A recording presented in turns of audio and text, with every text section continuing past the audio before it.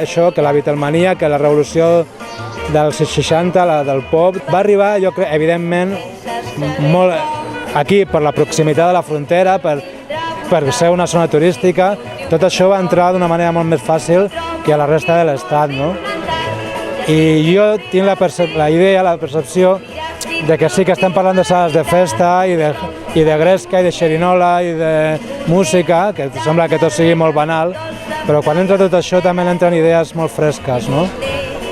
Idees de canvi social, polític, tot això. Jo crec que, en certa manera, també amb aquella música iaié, aparentment innocent, també va arribar per aquestes vies, no? Per la Costa Brava. Doncs a poc a poc això va anar també fent, erosionant allò, no? El franquisme i aquell sistema tan reaccionari, no?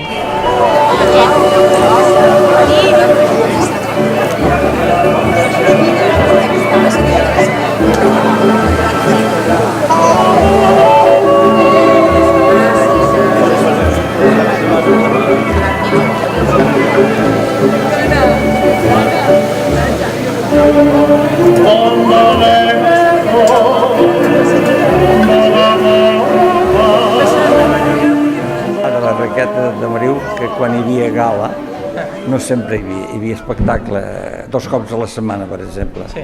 Llavors venien sempre en Mauner i els seus dinàmics perquè érem un tot terreno. Fèiem ballar, fèiem espectacle també i acompanyàvem les atraccions. La pista era una raqueta amb gran, amb un mànec i il·luminat per sota, era impressionant aquella pista. Llavors teníem un escenari dels músics, un escenari, i l'espectacle, com ho farem per l'espectacle? Doncs de sota l'escenari elèctricament sortia una pista de fusta per fer-hi l'espectacle allà. Venien autocars de l'Estartit, dels hotels, amb l'entrada hi anava espectacle, ball i xampany a gogó. Però el xampany a gogó, saps què era? Bigues i ficat en tant de plàstic i agafaven unes merdes com un piano. I allà al fons hi havia els vàters i molts no tenien temps d'arribar als vàters i la deixaven anar pel camí. L'Eduard Comés de Cadaqués, saxo tenor, mira, era jove, molt estilista amb el saxo, molt. Era un belluguet. I com veia noies maques per allà davant, els hi feia... Tocava el saxo, deixava el saxo. I els he conquistat des d'allà dalt. Si hi havia 2 noies que es deixaven acompanyar i deia guia, ja les portarem nosaltres a l'Estartit. I anaven a l'hotel Panorama, em sembla, i jo també hi anava. Però a mi em deixaven allà amb el sereno i menjaven meló, xindri, rins, i ells feien el que havien de fer i més contents que l'hòstia i cap a casa. Els 2 números que fèiem d'espectacle, on havia arreglat el concierto de Aranjuez de Joaquín Rodrigo i sortia en Joan Puig amb la tenora, tararà, ta ta ta ta ta ta tararà, i la campana de la tenora fa pam! I els estrangers, oh! I en Puig no es va immutar per res i continua la peça, va ser, pensava que baixaria la raqueta, va ser un èxit terrible. I fins aquí tot va anar molt i molt i molt bé. No sé com va anar, els conjunts van deixar de venir, o els turistes van deixar de venir, i es va plegar aquella sala de festes i es va convertir en un guardabarques. I quan va començar la sala? Quin any va començar? Mira que jo no me'n recordava exactament, em sembla que me va dir el 56, l'Oriol. 56? Sí. I vostè ja hi era o no? Sí, van ser nosaltres amb el meu marit. Nous emprenedors, com dirien ara. I llavors, com a sala de festes muntada, va ser la primera que va haver-hi aquí a la costa. Al principi vàrem començar nosaltres a fer-ho, perquè encara no es parlava ni de turisme ni de res, vàrem començar a fer-ho amb ball a la tarda pels joves. I després, a cap d'un temps, ja va començar a venir turisme, després ja ens vàrem passar amb el turisme. I vàrem començar a fer una pista que era molt guapa, hi havia, ja dic, de ciment, però hi havia en els costats 4 trossos que eren de vidre, que hi havia llum a sobre, i en el mig un gran quadre també que era de vidre amb llum a sobre. Bueno, tant com va ser ball, això va anar molt bé, però quan varen venir ja tot el temps dels espectacles de flamencs anaven sempre a taconear allà sobre d'aquell vidre i varen tenir de canviar després la pista. Varen reformar el fons, i llavors ja hi havia televisió, i aprenien paraules de la televisió, del cine en color i tot això. I varen fer, en el fons de l'escenari, per fer-lo guapo, una espècie de gelosies, que n'hi havia 6 trossos, i cada gelosia era d'un color diferent. I varen anunciar una pista con Technicolor, que era el que feien en el cine. Perquè anunciàvem sardanes, flamenc i dancing. Les orquestes, que és l'única cosa que us deixaven fer en els catalans, era ballar 2 sardanes abans del ball. I després hi havia l'espectacle i el dancing, com que a la televisió van començar a parlar de dancing, van fer com ara, que com surt una paraula anglesa, ho copiem tot de l'anglès, que cap vegades no sabem de què us parlen. Jo soc del 50 i em va agafar la dècada dels 60, em va agafar de molt jovenet, però la vaig viure molt intensament perquè tenia un germà més gran.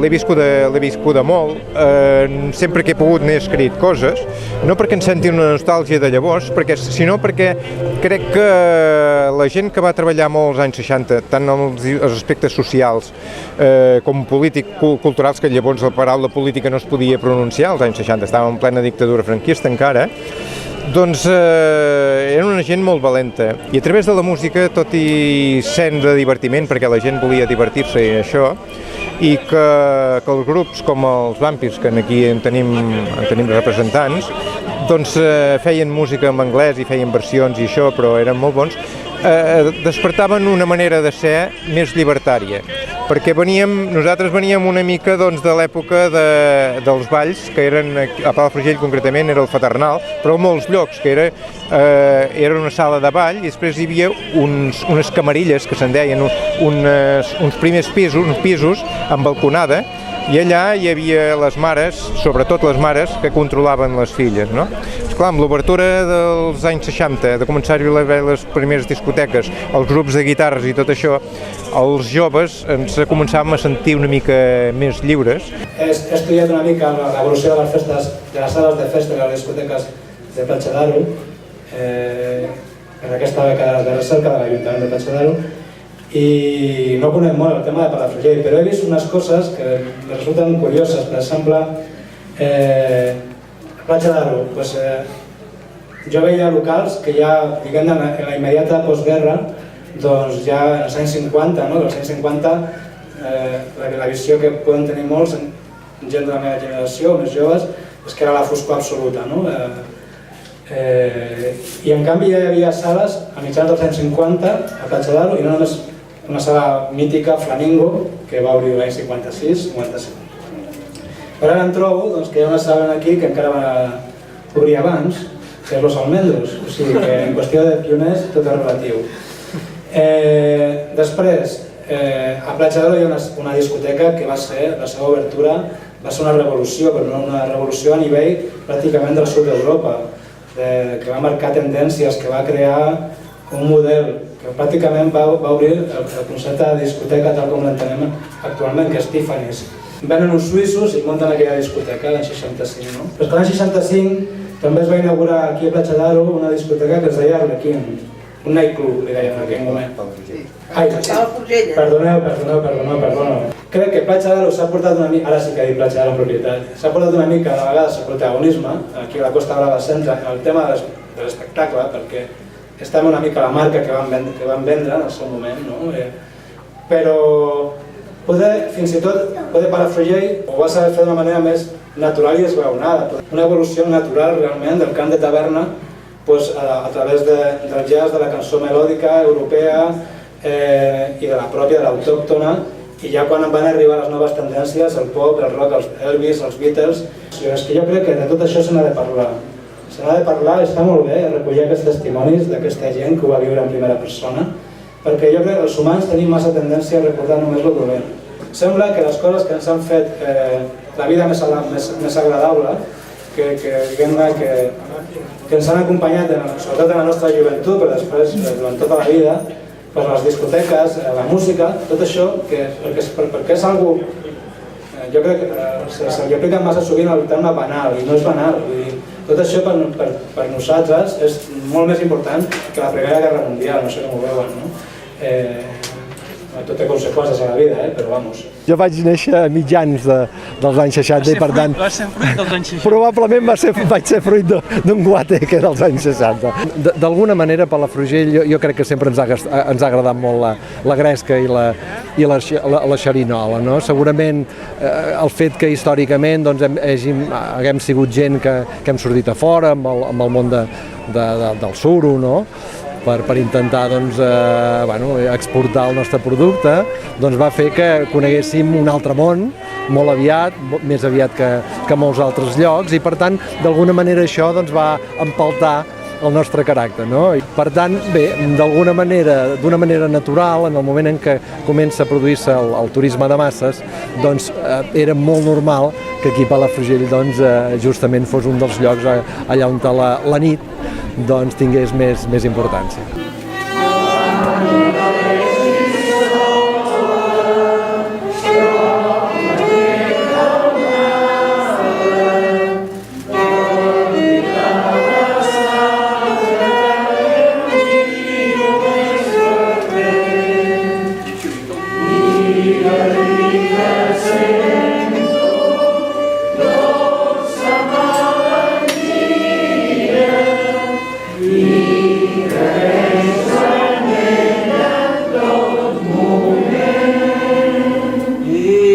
penso en ella,